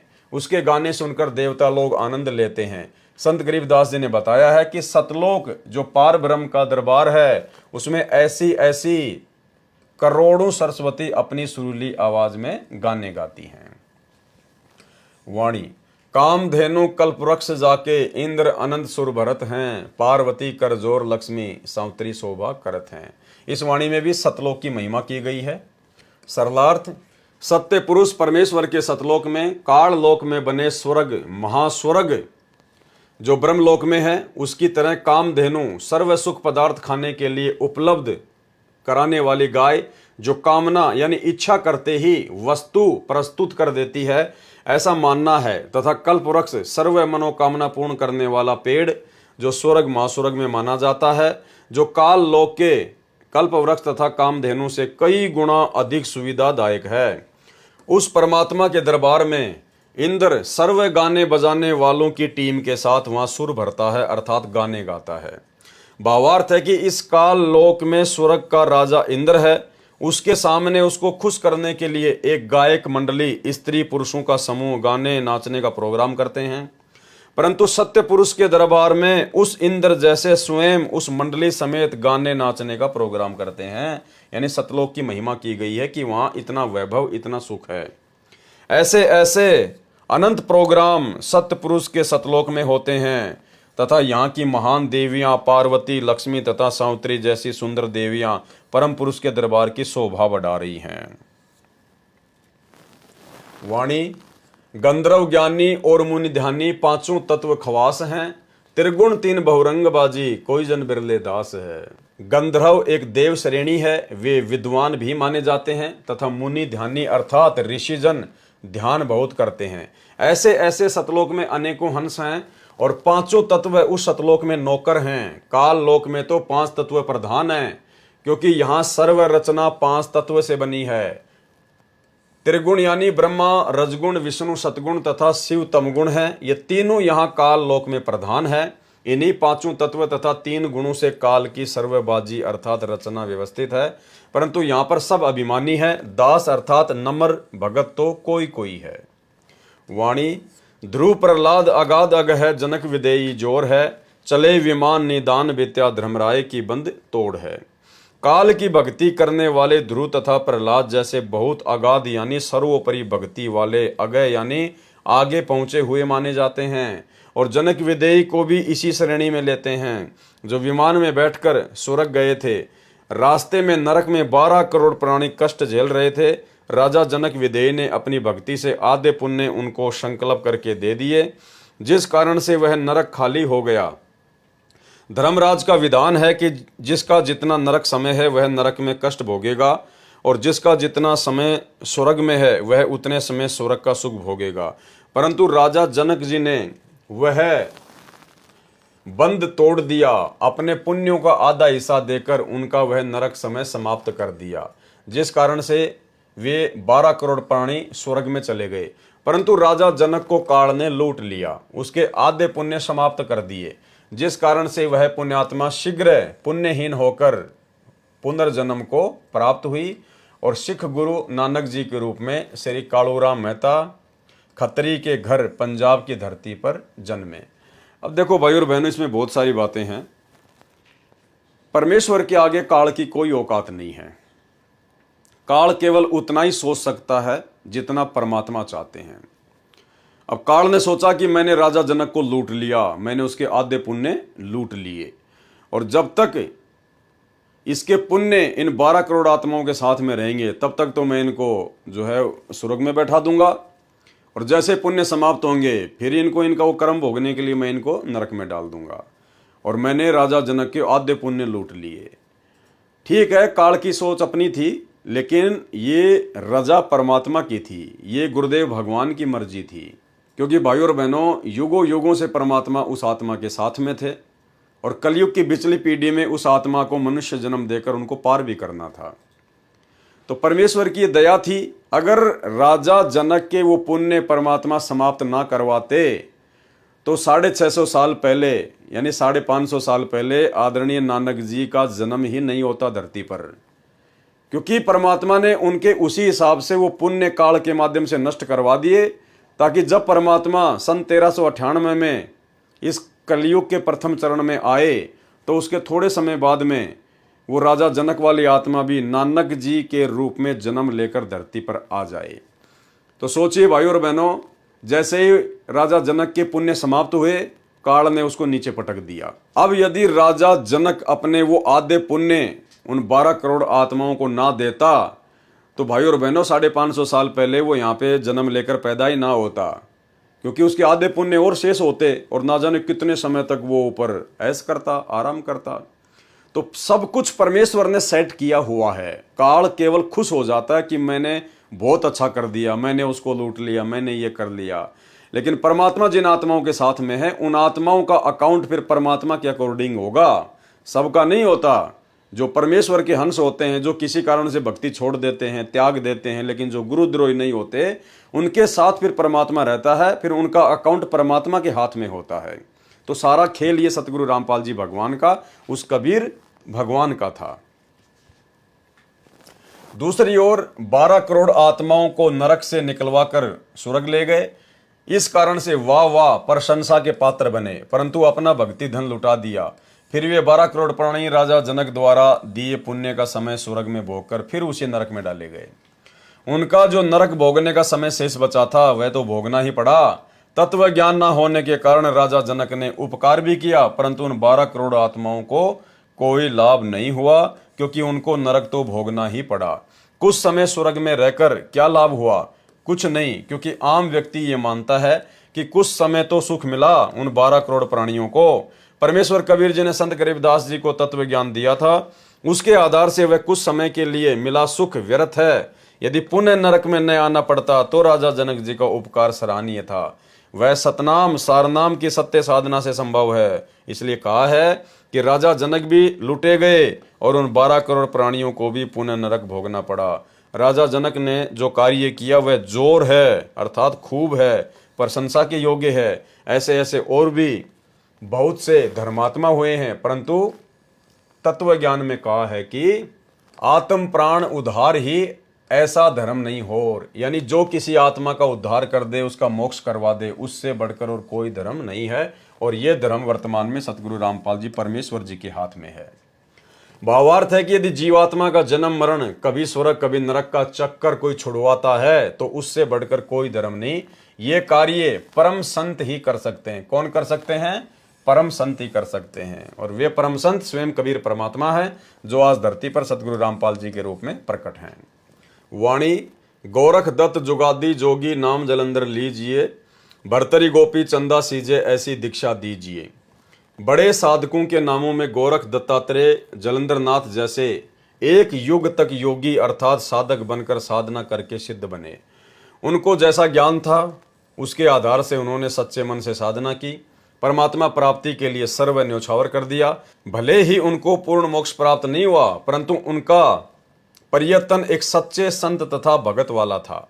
इस वाणी में संत गरीबदास जी ने समझाया है कि गुरु को ऐसी शिक्षा तथा दीक्षा अपने शिष्य को देनी चाहिए जैसे श्री गोरखनाथ जी ने अपने शिष्यों गोपीचंद तथा भर्तरी को दी थी, और जैसे ये दोनों सीजे खरे उतरे, ये गोरखनाथ जी की शिक्षा का परिणाम था। वाणी सुल्तानी बाजिद फरीदा पीपा परचे पाइया, देवल फेरिया गोप गोसाई नामा की छान छिवाइया। जो भी साधक परमात्मा प्राप्ति का प्रयत्न करता है वह पूर्व जन्म के भक्ति संस्कारों के कारण प्रेरित होकर साधना करता रहा होता है। उसके साथ पूर्व जन्मों में की हुई भक्ति की कुछ शक्ति भी शेष होती है, जिस कारण से उस साधक के जीवन काल में पूर्व जन्म की भक्ति शक्ति के प्रभाव से कुछ चमत्कार अनोखा कार्य भी हो जाते हैं, जिस कारण से वह भी अपने आप को परम संत मान लेता है तथा अन्य जनता जन भी उसके फैन होकर उसकी पूजा करने लग जाते हैं, जो दोनों के लिए ही हानिकारक होता है। इस अमृतवाणी में बताया है कि एक अब्राहिम सुल्तान अधम, एक बाजिद, एक फरीद तथा एक पीपा नामक महापुरुषों को पूर्व जन्म की भक्ति के परिणाम स्वरूप चमत्कार प्राप्त हुए थे। पर्चा यानी चमत्कार। एक नामदेव जी महाराष्ट्र प्रांत में हुए हैं। परमात्मा ने उनकी पूर्व भक्ति के कारण स्वयं अपने हाथों से नामदेव जी की छान अर्थात झोपड़ी की छत घास फूस डंडों से बनाकर तैयार की थी। एक दिन नामदेव जी मंदिर के पास से जा रहे थे। मंदिर में आरती चल रही थी। भावनावश वे उन ब्राह्मणों में घुस गए जो आरती उतार रहे थे। नामदेव जी छिपा जाति से थे तथा धूल भरे वस्त्र धारण किए थे। शूद्र जानकर पंडितों ने नामदेव जी को पकड़कर मंदिर के पीछे पटक दिया। नामदेव जी फिर भी हाथों से तालियां बजा बजा कर आरती बोल रहे थे। परमात्मा में उनकी सुरती सच्चे मन से लगी थी। परमेश्वर जी ने मंदिर का द्वार नामदेव जी की ओर कर दिया। पंडित जन मंदिर के पीछे घंटियां बजा रहे थे। इस प्रकार के पर्चे अर्थात चमत्कार भगत की पूर्व जन्म की भक्ति की शक्ति से परमात्मा कर दिया करते हैं। एक बार नागौर शहर राजस्थान में पीपा ठाकुर था। संतों के विचार सुनकर उसमें वैराग्य हो गया। राज्य को त्याग कर अपनी एक पत्नी सीता सहित अपने गुरु स्वामी रामानंद जी के आश्रम में काशी शहर में भक्ति करने लगे। एक दिन धार्मिक स्थानों को देखने की इच्छा से गुरु जी की आज्ञा लेकर चल पड़े। यानी धार्मिक स्थान देखने के लिए भी पीपा और सीता गुरु जी की आज्ञा लेकर गए। और आज हमारे भगत कोई छुडानी जा रहा है, कोई जगन्नाथ जा रहा है, कोई कबीर चबूतरा देखने जा रहा है, कोई काशी जा रहा है, कोई लहर तारा जा रहा है। भाई और बहनों, थोड़ी बुद्धि का इस्तेमाल करो। एक दिन धार्मिक स्थानों को देखने की इच्छा से गुरु जी की आज्ञा लेकर चल पड़े। एक स्थान पर द्वारिका नाम से संत आश्रम था जो दरिया के किनारे बना था। द्वारका दास कोई संत था, उसके नाम पर श्रद्धालुओं ने द्वारका आश्रम नाम रखा था। पीपा जी के गुरुजी सुनाते थे कि द्वारिका नगरी समुद्र ने अपने अंदर ले ली, वह फिर भी सुरक्षित है। स्वामी रामानंद जी श्री विष्णु अर्थात श्री कृष्ण जी के दृढ़ भगत थे। वे उसी कारण से अपने इष्ट देव की महिमा को 4 चांद लगाने के उद्देश्य से कहा करते थे कि द्वारिका में अभी भी श्री कृष्ण तथा सर्व बाल ग्वाल गोप तथा गोपियां राधा रुक्मणी सहित विराजमान है। यानी झूठी कहानी वो उनको सुनाया करते थे। भगत पीपाजी तथा भक्तमती सीताजी अंधविश्वासी सच्चे श्रद्धालु थे जो अपने गुरुजी के एक एक शब्द को सत्य मानते थे। उस आश्रम से आधा किलोमीटर दूर एक पेड़ के नीचे दोनों भगत बैठे थे। वहां एक पाली गौवे चराने वाला आ गया। वह शरारती था। पीपा भगत ने उस पाली से जानना चाहा कि हे भाई, सुना है कि द्वारका नगरी जल में समाई है, उसमें श्री कृष्ण जी तथा सर्व गोपाल राधा रुक्मणी तथा गोपियां आज भी रहते हैं, वह कहां पर है? ग्वाले अर्थात पाली ने कहा कि जहां आप बैठे हो उसके ठीक सामने इसी दरिया में द्वारका नगरी है। वे कहने लगे कि क्या आपने देखा है? ग्वाले ने कहा कि मैं तो कल ही भगवान तथा द्वारिका वासियों से मिलकर आया हूं। उस शरारती ग्वाले तथा अपने गुरुजी से सुनी फोकट महिमा को सुनकर उनका विश्वास और दृढ़ हो गया। दोनों ने आपस में एक राय करके श्री कृष्ण जी की द्वारिका को देखने तथा भगवान के दर्शन करने की इच्छा से दरिया में कूद गए अर्थात छलांग लगा दी और दरिया के जल में ओझल हो गए। ग्वाला वहां से चलने लगा तो खेतों में कार्य कर रहे किसान ने पूछा कि ये दोनों भगत किस कारण से दरिया में डूब मरे। ग्वाले ने सर्व बात बताई कि मैंने तो मजाक किया था। उन्होंने सत्य मानकर प्रभु दर्शन के लिए दरिया में छलांग लगा दी। किसान ने उस ग्वाले को बहुत धिक्कारा और कहा कि तुझे बहुत पाप लगेगा। आसपास के गांव में उस दुर्घटना की खबर आग की तरह फैल गई। फिर 7 दिन के बाद उसी दिन वे दोनों नदी से बाहर निकले और किनारे पर खड़े हो गए। उन दोनों को दरिया से जीवित निकला देखकर खेतों के किसान तथा गवाले दौड़कर आए और उनसे जीवित रहने का कारण जानना चाहा। भगत पीपाजी व भगतमती सीता जी ने बताया कि हम डूबे नहीं, हम तो भगवान श्री कृष्ण जी से मिलने, उनके दर्शन करने द्वारिका नगरी में गए थे। हमारे गुरुजी ने बताया था कि भगवान की द्वारिका जो वास्तविक नगरी है वह जल में समा गई है। भगवान तथा सर्व द्वारिकावासी आज भी उसमें आनंद ले रहे हैं। जो द्वारिका जल से बाहर है वह तो बाद में बनाई गई है, वह वास्तविक द्वारिका नहीं है। हम 7 दिन तक भगवान श्री कृष्ण जी के साथ उनके महल में रहे हैं। हमारी सेवा भगवान श्री कृष्ण जी ने सुदामा जी की तरह की। राधा तथा रुक्मणी जी, श्री कृष्ण जी सर्व रानियों से मिले, गोपी तथा गवालों से भी बातें की। जब हमने चलने की आज्ञा चाही तो श्री कृष्ण जी ने अपनी अंगुली से निकालकर मेरे को, पीपा जी को अंगूठी छाप दी। देखो, इस पर कृष्ण अक्षर लिखा है, शुद्ध सोने की है। उपस्थित व्यक्तियों को बड़ा आश्चर्य किया कि ये क्या कह रहे हैं। बातें विश्वसनीय नहीं है, परंतु उनको अपनी आंखों से दरिया में डूबते तथा बाहर आते देखा है। अविश्वास को स्थान नहीं है।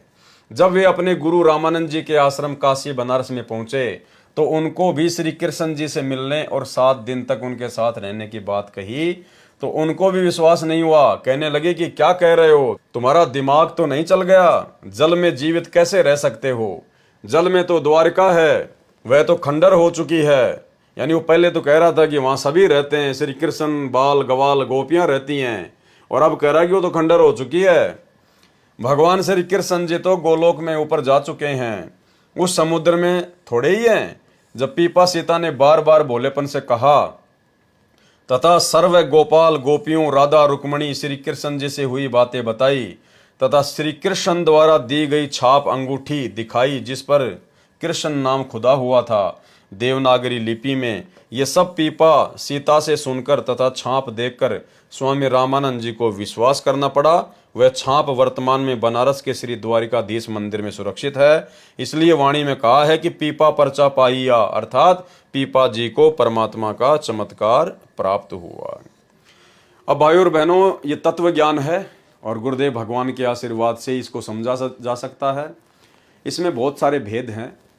जिस समय समुद्र में पीपा और सीता जी ने छलांग लगाई, उस समय वो पीपा जी और सीता जी नहीं थे, वो स्वयं परमात्मा थे। उन्होंने दोनों रूप बना रखे थे और परमेश्वर जी ने भक्ति को जीवित रखने के लिए और लोगों के दिलो दिमाग में इस बात को जो है वो ताज़ा रखने के लिए कि यहाँ पर द्वारिका थी, श्री कृष्ण जी था, उसका अस्तित्व था, इस बात को बनाए रखने के लिए ताकि लोगों की आस्था भक्ति और भगवान में बनी रहे इस बिचली पीढ़ी तक। ये सारा खेल परमात्मा सतगुरु रामपाल जी ने अर्थात कबीर भगवान ने किया।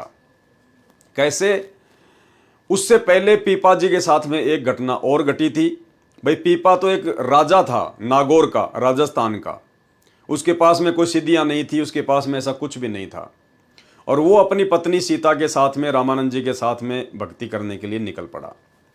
जब वो सीता को लेकर जा रहे थे तो रास्ते में गुरुदेव भगवान ने सत्संग में बताया कि एक लाला जी, एक बनिया, उसने सीता जी को जब पीपा जी के साथ में देखा साधु वेशभूषा में, तो उस बनिए ने कहा, अरे साधु जी, महात्मा जी, तू क्या करेगा इस औरत का?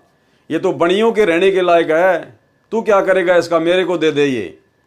तो पीपा जी ने कहा कि भाई रख ले, मैं भी इससे दुखी हूं, परेशान हूं, तू इसको रख ले।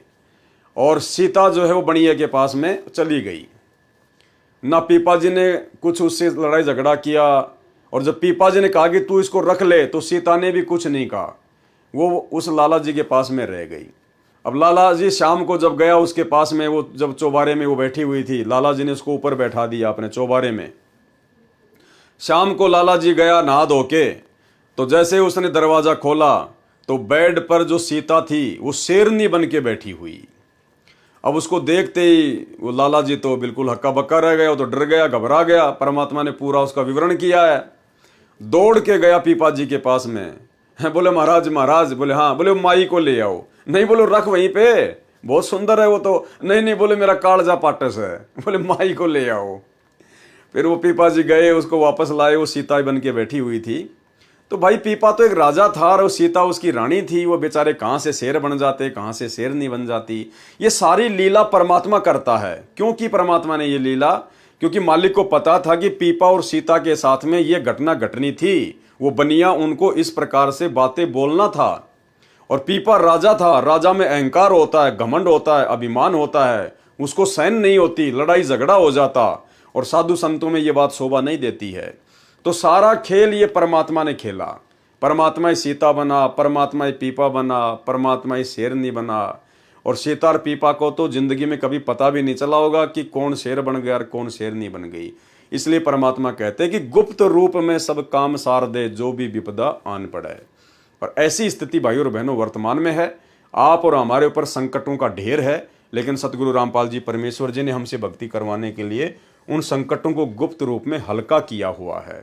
इसलिए वर्तमान में भक्ति करते करते भी, मर्यादाओं में रहते रहते भी, यदि भगत के ऊपर थोड़ा बहुत कोई संकट आता है तो ये सोच के चलना चाहिए कि भयंकर संकट था, परमात्मा ने हल्के में कर रखा है।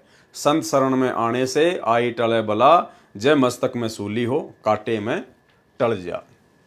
उनकी एक प्रसिद्ध कहानी ये बताते हैं कि एक बार एक सेठ जवान सा था और सीता बहुत सुंदर थी, रानी थी।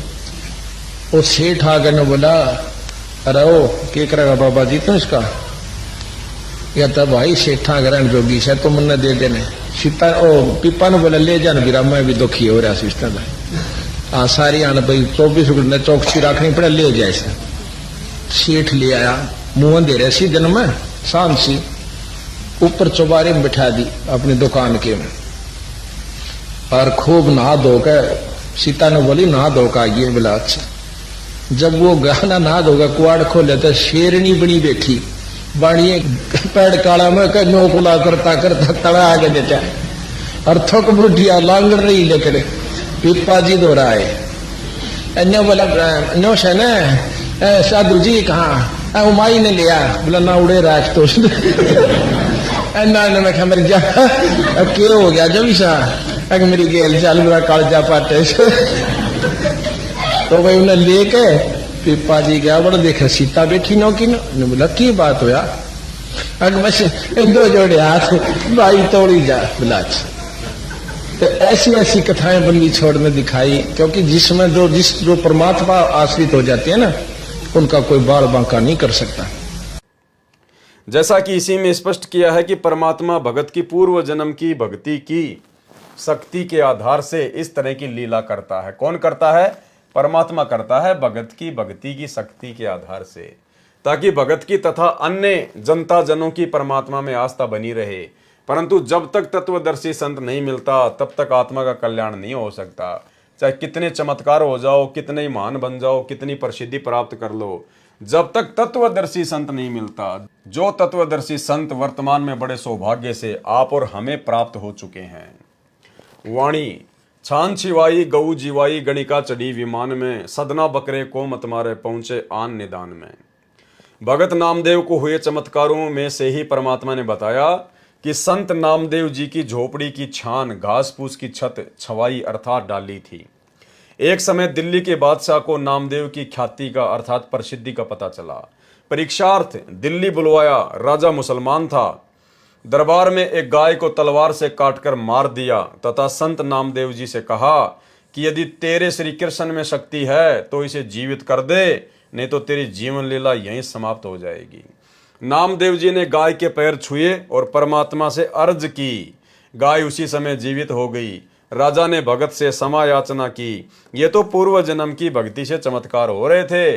फिर परमात्मा अपने विधान अनुसार अच्छी भगतात्माओं को मिलता रहता है। भगत नामदेव जी को परमात्मा संत रूप में मिले, उनको तत्व ज्ञान समझाया और सतनाम रूपी चार्जर लगाकर उनकी बैटरी चार्ज करने की विधि बताई, अर्थात सत्य साधना के लिए सत्य मंत्र देकर भक्ति शक्ति बढ़ाने को कहा। तो भाइयों और बहनों, आज के वीडियो में केवल परमात्मा ने सतलोक की महिमा और कुछ ऐसी वाणियाँ थी जो कहानियों के रूप में थी, जिसको परमेश्वर जी हमें सत्संगों में बहुत बार जो है वो सुना चुके हैं, बता चुके हैं। इसलिए ज़्यादा कुछ विस्तार से बताने की आवश्यकता महसूस नहीं हुई, क्योंकि वैसे तो परमात्मा ने सारा सरलार्थ किया ही हुआ है। लेकिन जहां जहां आवश्यकता पड़ेगी, जो विशेष पॉइंट होगा, उसी के ऊपर परमात्मा दास को निमित्त बनाकर खुलासा करवाएंगे। बाकी नॉर्मल रूप से परमात्मा ने जो वाणियां लिखी हैं उनको हम पढ़ेंगे। पढ़ने मात्र से भी हमारे को जो है लाभ प्राप्त होता है, आध्यात्मिक जो है वो पुण्य प्राप्त होते हैं। तो आज के वीडियो में केवल इतना ही। कल परमेश्वर की दया से नित्य नियम के सरलार्थ का समापन होगा, क्योंकि कल का जो वीडियो होगा वो नित्य नियम के ऊपर लास्ट होगा। उसके बाद फिर अगले दिन से सेम रात्रि 9 बजे कंटिन्यू हम लोग असुर निकंदन रमेणी के सरलार्थ के ऊपर वीडियो बनाएंगे। तो आज की वीडियो में केवल इतना ही। परमेश्वर हम सबको सद्बुद्धि दे। और भाइयों और बहनों, ये जो आप देख रहे हैं बहुत अच्छी बात है। साध संगति बहुत जरूरी है, परमेश्वर जी का आदेश है, उनकी आज्ञा है। लेकिन परमेश्वर की भक्ति को हमने प्रथम रखना है। साध संगति की वीडियो देखना बहुत अच्छी बात है, जानकारी होगी, हौसला बढ़ेगा, हिम्मत बढ़ेगी, ज्ञान होगा, भक्ति में रुचि पैदा होगी। लेकिन भक्ति की शक्ति से हमारा आत्म कल्याण होगा। और भक्ति जो सतगुरु रामपाल जी परमेश्वर जी ने हमें दी है वो है। तो जिस प्रकार परमेश्वर हमें आदेशित करते हैं कि रोजाना कम से कम 1 घंटा सत्संग सुनना, और जो मंत्र दे दिए हैं, कम से कम जो प्रथम मंत्र है उसकी 1 माला कम से कम, ज़्यादा करो तो आपकी मर्जी। सतनाम जिसको मिला हुआ है कम से कम उसकी 5 माला, यानी 500 मंत्र तो कम से कम सतनाम के होने चाहिए। बाकी आप चाहे 2000 करो, 5000 करो, वो आपकी मर्जी, आपकी मौज, जितना करोगे उतना फायदा। और 5 यज्ञ जो परमेश्वर ने हमें बताए हैं वो हम नियमित रूप से करते रहें, गुरुदेव भगवान से विनती करते हुए। तो परमेश्वर की भक्ति को हमने प्रथम स्थान देना है। बाकी ये दास के वीडियो, साध संगति के वीडियो, ज्ञान आधारित वीडियो, ये केवल हमारे विश्वास को बढ़ाने के लिए हैं, जो समय समय पर जरूरी हैं। लेकिन सबसे महत्व हमारे लिए गुरुदेव भगवान की भक्ति है, उसको हमने भूलना बिल्कुल भी नहीं चाहिए। तो आज की वीडियो में केवल इतना ही। परमेश्वर हमें आज्ञा दें, आशीर्वाद दें। बंदी छोड़ सतगुरु रामपाल जी भगवान की जय हो।